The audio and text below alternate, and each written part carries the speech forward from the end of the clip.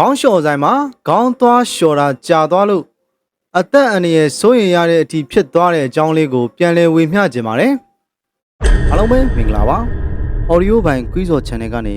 ကြိုဆိုလိုက်ပါတယ် channel လေးကို like and subscribe မနှိပ်ကသိရင်လည်းနှိပ်ပေးခဲ့ဖို့တောင်းဆိုချင်ပါတယ်အားလုံးလည်းဘူးဒရာရအောင်ဖတ်ပြပေးလိုက်ပါတယ်ကျမတို့မိသားစုသတင်းကြွလာပြည့်နေ့မှာအမျိုးတွေစီလဲမယ်လေးလေးနှစ်နှစ်ပြည့်သွားမယ်မုတ်စားမယ် shopping ထွက်မယ်လို့တိုင်ပင်ထားကြတာပါသမီးကြီးအဲ့ဒီရက်မတိုင်ခင်ဆက်လွန်းသွားတယ်ခေါင်းလျှော်နှိပ်ခံခြင်းလို့တဲ့ကျမလည်းအဖော်လိုက်သွားပါတယ်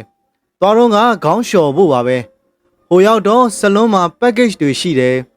ခေါင်းလျှော်ရင်မျက်နှာဂျေးချွတ်ရင်ဘလောက်ထက်လျှော့တယ်ပေါင်းတင်ရင်ဘလောက်ထက်လျှော့တယ်ဆိုတော့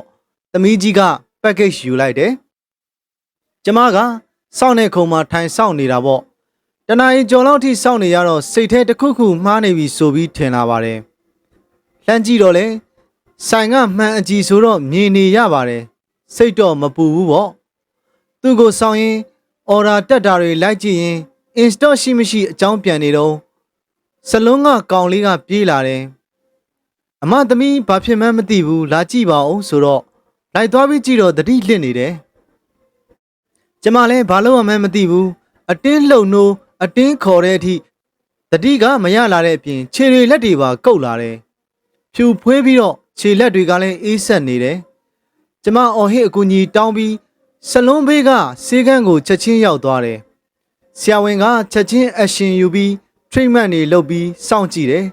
သူတတိရပြီးနည်းနည်းကြာတော့ဆေးရုံချက်ချင်းသွားခိုင်းပါတယ်ဆေးရုံရောက်တော့ ECG ဆွဲတယ်နှလုံးကပုံမှန်ပဲသွေးတွေဖောက်စစ်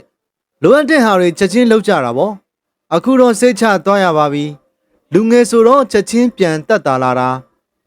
ဆေးကုသမှုအချိန်မြန်သွားတာလည်းပါပါတယ်နောက်ကြရင်တော့ချက်ချင်းအသက်ဆုံးရှုံးရမှာပါ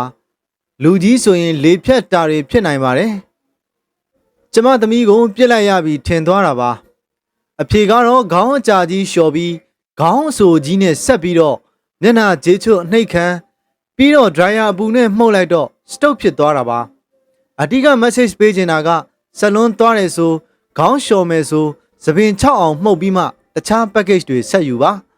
သို့မဟုတ်လဲခေါင်းလျှော်တဲ့ရက်တခြားဟာမဟုတ်ဘဲနောက်ရက်မှလောက်တာကျန်းမာရေးအတွက်ပိုကောင်းပါတယ်